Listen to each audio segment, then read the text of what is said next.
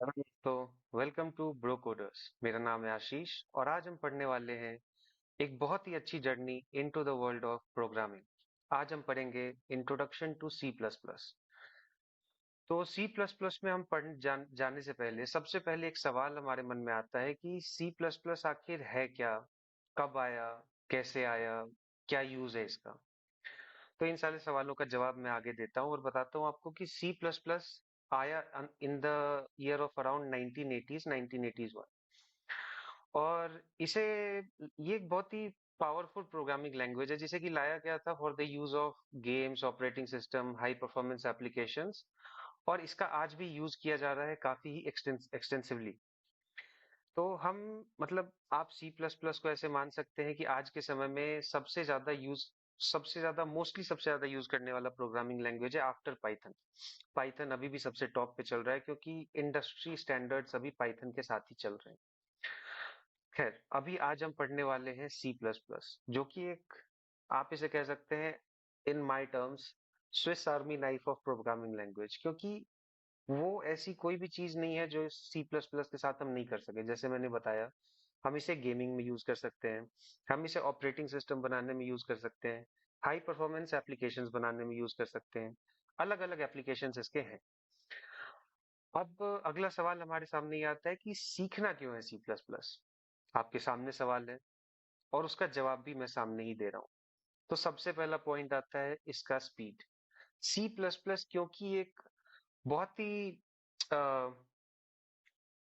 एक focused programming language था, इसे बनाया ही गया था for the purpose of speed and performance. क्योंकि सी प्लस प्लस इतना फास्ट है, इसीलिए मोस्ट ऑफ द चीजों में जहां पे आपको सिक्योरिटी, स्पीड और परफॉर्मेंस चाहिए होती है, सी प्लस प्लस प्रेफर करते हैं software developers. Now second thing is control. Control and access किसे नहीं चाहिए। ये एक ऐसा प्रोग्रामिंग लैंग्वेज है आफ्टर पाइथन। पाइथन में भी बहुत ज्यादा कंट्रोल है, बट क्योंकि उसमें प्री बिल्ट फंक्शंस आते हैं तो आपको उतना कंट्रोल नहीं मिलता है जितना आपको इसमें मिल सकता है। कंट्रोल के मामले में C plus plus is on the top, Python is in the second places. तो ये आपको जो है पूरा कंट्रोल देता है ओवर कोड। आप इसमें कोई भी चेंजेस कर सकते हैं, कुछ भी कर सकते हैं ओवर एट एनी टाइम।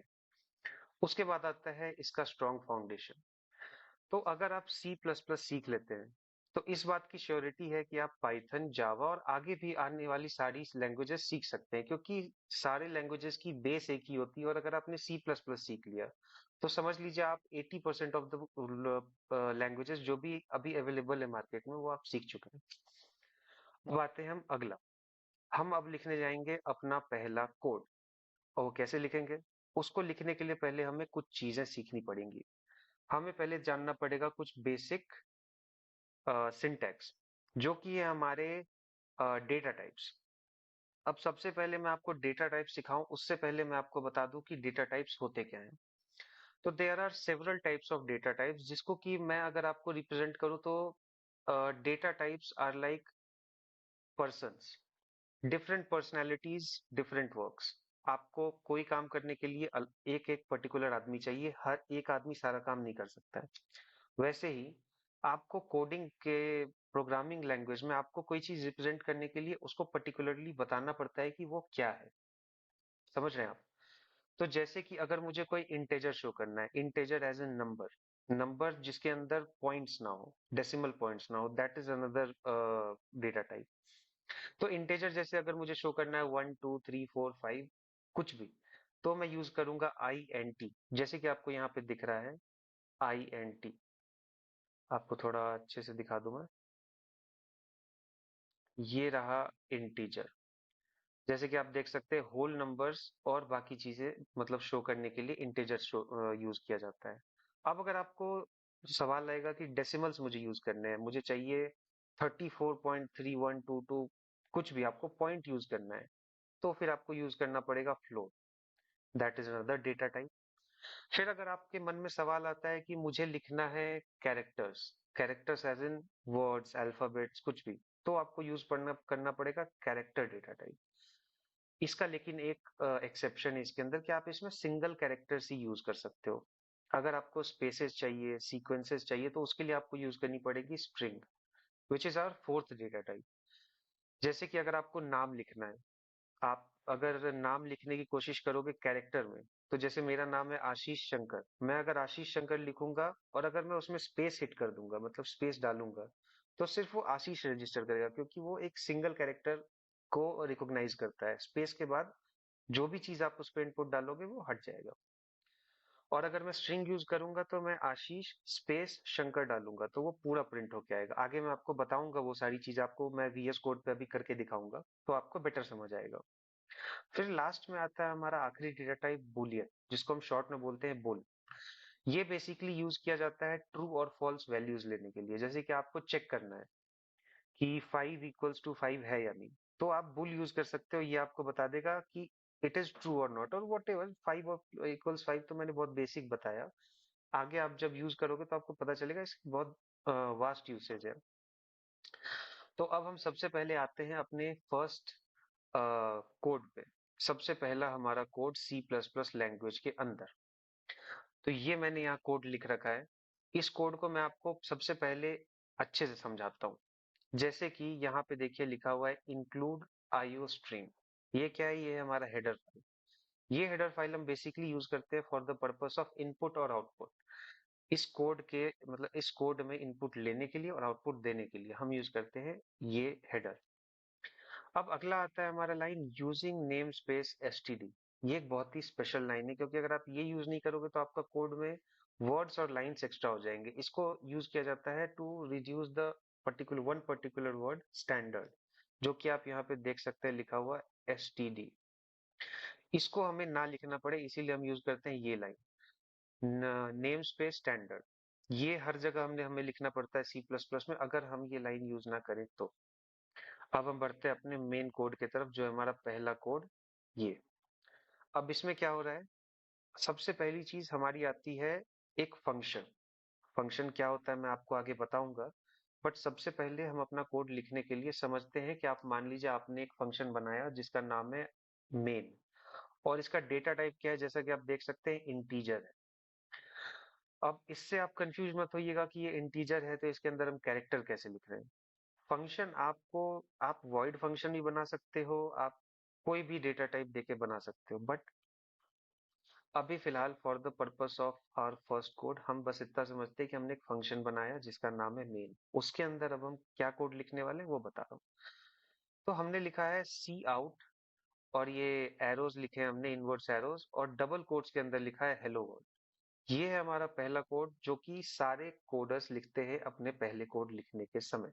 मैंने भी लिखा था, आप भी लिखेंगे और आने वाले और भी लोग लिखेंगे। तो अब जैसे ही मैं यहाँ पे रन को हिट करूंगा, तो आप देखेंगे हमारा नीचे कोड जो है रन होना स्टार्ट हो जाएगा, और थोड़ी देर में हमें लिखा हुआ नीचे आ जाएगा हेलो वर्ल्ड। तो अब कोई शायद एरर आ गया। ओ ओके, हमें ये नहीं डालना था क्योंकि हमें इसकी जरूरत है नहीं फिलहाल।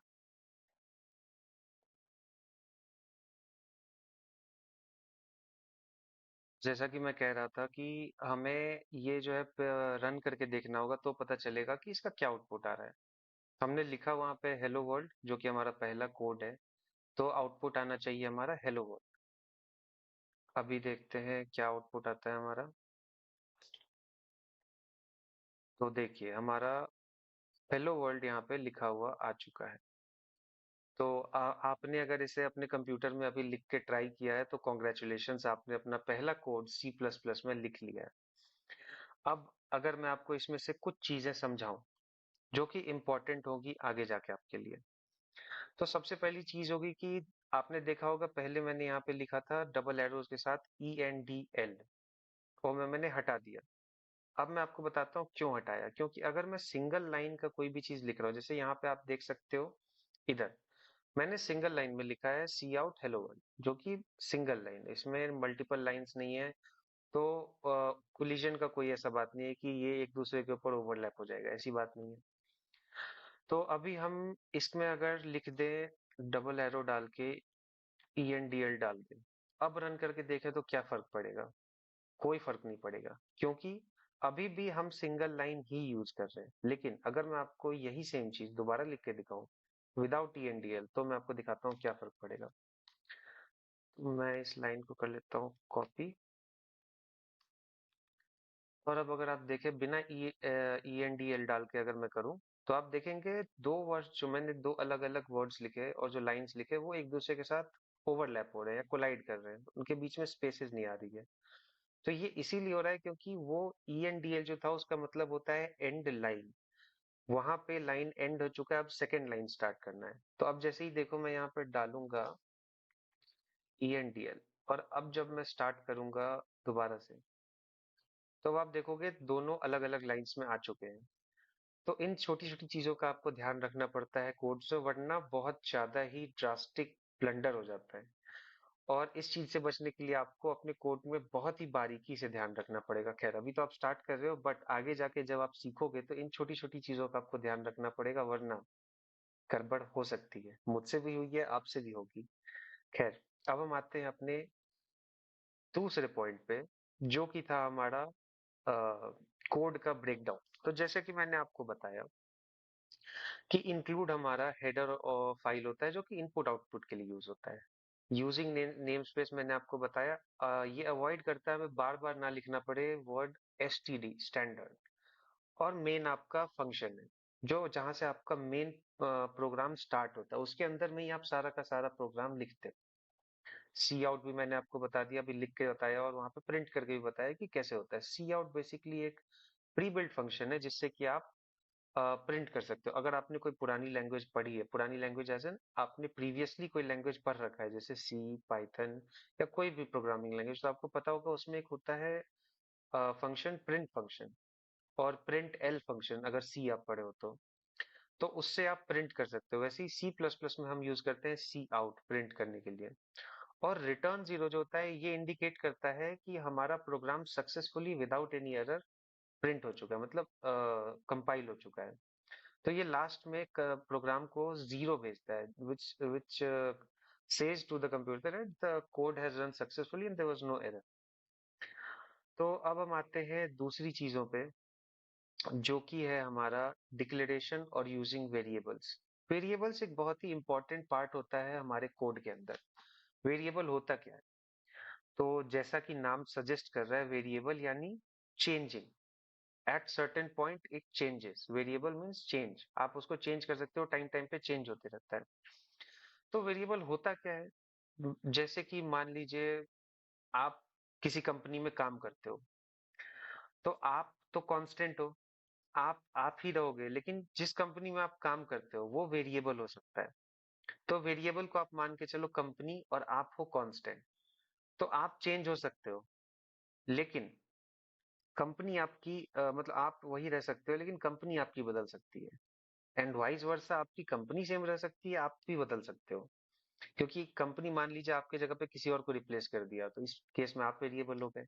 बट अगर मैं सिंपल वर्ड्स में समझाऊं आपको, तो वेरिएबल बेसिकली एक असाइनमेंट होता है कि आप असाइन कर रहे हो इस पर्टिकुलर वेरिएबल को कुछ चीज, कोई डेटा टाइप। जैसे कि मान लो यहाँ पे एक वेरिएबल बन रखा है एक्स, जो कि इंटीजर टाइप डेटा टाइप का है वेरिएबल। इसमें हम नंबर्स, होल नंबर्स इनपुट कर सकते हैं, जैसे 5 दे रखा है। आई एन टी एक और बन रखा है वाई नाम से वेरिएबल, जिसको हमने 10 दे रखा है। फिर हमने एक सम नाम का बनाया है जिसके अंदर हमने एक्स प्लस वाई वेरिएबल दे रखा है। तो वेरिएबल्स के अंदर भी हम कैलकुलेशन कर सकते हैं परफॉर्म, वो मैं आपको दिखाऊंगा आगे। फिर आता है हमारा जैसे मान लीजिए ये हो गया स्ट्रिंग टाइप। स्ट्रिंग भी हमारा वेरिएबल है, इसे भी हम असाइन कर सकते हैं। तो ये तरीका होता है असाइन करने का। डिक्लेयर कैसे करते हैं, असाइन कैसे करते हैं, वो मैं आपको अभी अब अगले इसमें दिखाता हूँ। तो जैसे कि आपने देखा यहाँ पे हमने ये प्रिंट किया था। अब मैं इसे अगर डिलीट कर दूं, तो यहीं पे मैं आपको दिखाता हूँ कि हम वेरिएबल ऐसे असाइन कैसे करते हैं। तो सबसे पहले मैं यहाँ पे एक और चीज इंक्लूड कर लूंगा, जो कि है हमारा स्ट्रिंग ऑपरेटर। अब ये क्या होता है मैं आपको बताता हूँ। तो ये मुझे क्यों इंक्लूड करना पड़ा, क्योंकि सी प्लस प्लस जो लैंग्वेज है, इसके अंदर बाय डिफॉल्ट आप स्ट्रिंग को इंक्लूड नहीं कर सकते हो। आपको अलग से स्ट्रिंग को पहले इंक्लूड करना होता है ताकि आप स्ट्रिंग यूज कर सको। वो ऐसा क्यों होता है? क्योंकि वो इन बैकग्राउंड ऐसा बनाया गया है इसे, ताकि आप, जैसा मैंने कहा था, कंट्रोल, फुल कंट्रोल देता है आपको। तो ये कुछ आपके ऊपर फोर्स नहीं करता, आपको यूज करना है तो आप इंक्लूड कर लो, आपको यूज नहीं करना है तो नहीं रहेगा वो, सिंपल। तो अब आते हैं हम कैसे इसे वो करना, डिक्लेयर करना है। तो जैसे कि मैं अब बनाता हूँ एक वेरिएबल, कुछ ही बना देते हैं, नम्स बना देता हूँ, जिसके अंदर मैं डाल देता हूँ 2। और अब मैं एक और बना देता हूँ स्ट्रिंग में, जिसके अंदर मैं डाल देता हूँ मेरा नाम।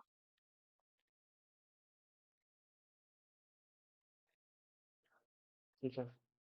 अब हम इसे प्रिंट कैसे करेंगे, तो मैंने आपको बताया था हमारा प्री बिल्ट फंक्शन है सी प्लस प्लस के अंदर, जिसे बोलते हैं सी आउट।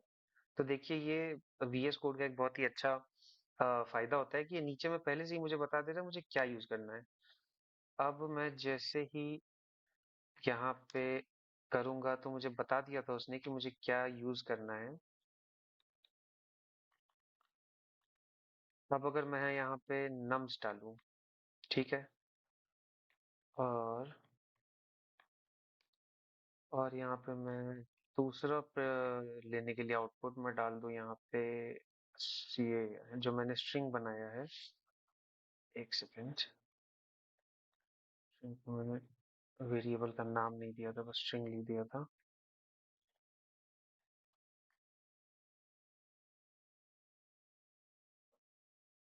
अब अगर इसे मैं प्रिंट करके देखूं, तो ये दोनों हमारे प्रिंट हो जाने चाहिए। बिल्कुल, देखिए नीचे में यहाँ पे हमारा इंटीजर जो था वो हमारा प्रिंट हो रखा है, और यहाँ पे हमारा आशीष जो मैंने स्ट्रिंग नेम दिया था वो प्रिंट हो रखा है। तो ऐसे हम करते हैं किसी भी वेरिएबल को डिक्लेयर और प्रिंट। अब डिक्लेयर कहाँ हुआ, तो जैसे ही मैंने आईएनटी और नम्स लिख दिया, तो डिक्लेरेशन का मतलब होता है कि आप बता रहे हो कि वो वेरिएबल जो किस टाइप का है, कौन से डेटा टाइप का, वो डिक्लेरेशन हुआ बेसिकली। तो आपने इंटीजर डिक्लेयर किया, इसे नेम को आपने स्ट्रिंग डिक्लेयर किया, और आपने उसमें इनपुट दिया आशीष नेम में, और नम्स में दिया आपने 2। अब आपको मैंने बताया था कि वेरिएबल्स जो है वो चेंज हो सकते हैं, तो कैसे चेंज हो सकते हैं वो भी अब आपको मैं दिखाता हूँ। जैसे पहले हमने प्रिंट किया था, तो 2 और आशीष आ रहा था। अब मैं जो नेम है उसे चेंज कर देता हूँ कुछ भी। जैसे मेरा एक अच्छा दोस्त है देवेंद्र, मैं उसके नाम पे चेंज कर देता हूँ इसे, नेम को। तो अब अगर मैं name is equal to Devendra कर दूं, और नम्स इज इक्वल टू अगर मैं कर दूं 5, और अब अगर मैं इसे प्रिंट करूं,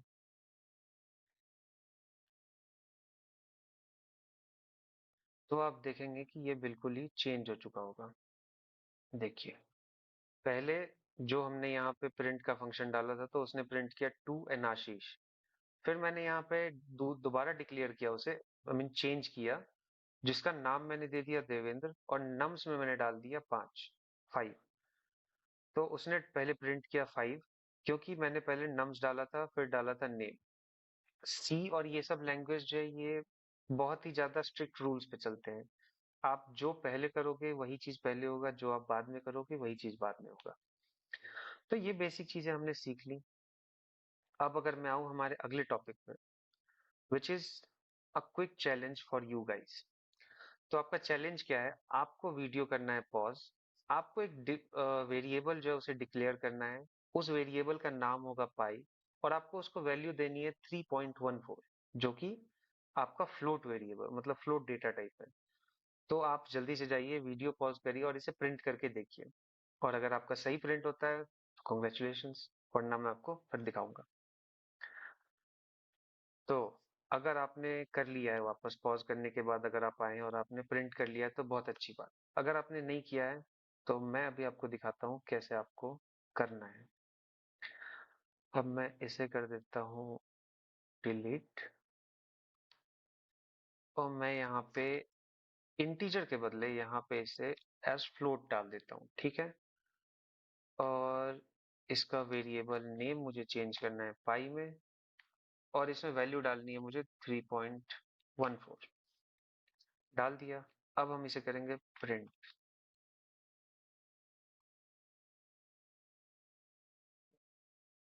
ENDL डालना आपके प्रेफरेंस के ऊपर है, अगर आपको डालना है तो डाल सकते हैं, बट सिंगल लाइंस में डालने की जरूरत नहीं है। बट मल्टीपल लाइंस अगर आप प्रिंट कर रहे हो तो सजेस्टेड है कि आप डालो, वरना वो बहुत ही ज्यादा chaotic हो जाता है वो, आपको समझ में नहीं आएगा कहाँ क्या लिखा है। तो सजेस्टेड है कि ANDL आप डाल ही दो एंड लाइन।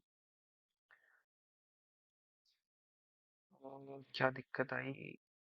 ओके, हाँ, ठीक है। तो एक सेकंड, यही डाल देता हूँ, पाई डाल देता हूँ नाम, चलो। ओह सॉरी, मैं यहाँ पे नाम पाई डाला था और प्रिंट कर रहा था नम्स, तो उसके कारण एरर आ रहा था। तो अब हमारा सक्सेसफुली कंपाइल हो चुका है, और प्रिंट करने में देखिए 3.14 हमारा यहाँ नीचे प्रिंट हो चुका है। मेन बात ये है कि जैसे मैंने बोला था, छोटी छोटी चीजों का ध्यान रखना है। मानता हूँ मेरे से भी गलती हुई है, मैं नहीं रख पाया ध्यान, क्योंकि बहुत सारी चीजें अभी कर रहा हूँ, तो थोड़ा सा ध्यान भटक जाता है। बट इन चीजों का ध्यान रखना है आपको। जो चीज आप डिक्लेयर करिए वही यूज करिए, छोटी छोटी चीजों को ध्यान रखिए। एंड अब हम आते हैं अपनी, कुछ ही पॉइंट लास्ट बचे हैं थोड़े मोड़े हमारे। तो अब हम आ जाते हैं अपने रिकैप पे, हमने आज पढ़ा हमने क्या पढ़ा। सबसे पहले हमने अपने पढ़ा कि भाई basics of C plus plus क्या होता है, बताया आपको सी प्लस प्लस क्या। अगर आपको नहीं समझ आया, बहुत ही इंपॉर्टेंट है, अगर आपको बेसिक समझ नहीं आएगा तो आप आगे जाके नहीं कर पाओगे। तो मैं सजेस्ट करूंगा, अगर आपको समझ नहीं आया है तो वापस से रिवाइंड करें, जाके स्टार्टिंग से वीडियो देखें, और जहां पे दिक्कत होती है वहां पॉज करके खुद से ट्राई करें। नहीं होता है दोबारा वीडियो देखें। और अगर कोई और प्रॉब्लम हो रही है तो आप कमेंट सेक्शन में डाल सकते हैं, मैं उसका रिप्लाई कर दूंगा आपको जो भी प्रॉब्लम आ रही है। तो बेसिक्स हमने आज पढ़ा। हमने अपना फर्स्ट प्रोग्राम लिखा हेलो वर्ल्ड, जो कि आपके लिए एक स्मॉल स्टेप हो सकता है, लेकिन आगे जाके आपके लिए ये बहुत ही बड़ी चीज हो जाएगी। क्योंकि जैसे कि मैंने पहली बार अपना फर्स्ट प्रोग्राम लिखा था हेलो वर्ल्ड, तो बहुत ही खुशी हुई थी जब मैंने लिखा था, और अब मैं आप लोगों को सिखा रहा हूँ। तो it's a big leap for me, and I hope that it happens for you too. You go, you step out of your world and do very big things. Now, coming to the third point, हमने variables and data types किए, जिसमें आपको variables declare करने सिखाया मैंने। आपने सीखा कैसे वेरिएबल डिक्लेयर्स होते हैं, डेटा टाइप्स क्या होते हैं, और फिर हमने बेसिक सिंटेक्स तो देखा ही था। तो बस इसी के साथ आज हम आपसे विदाई लेते हैं। धन्यवाद। और अगले वीडियो में हम आएंगे।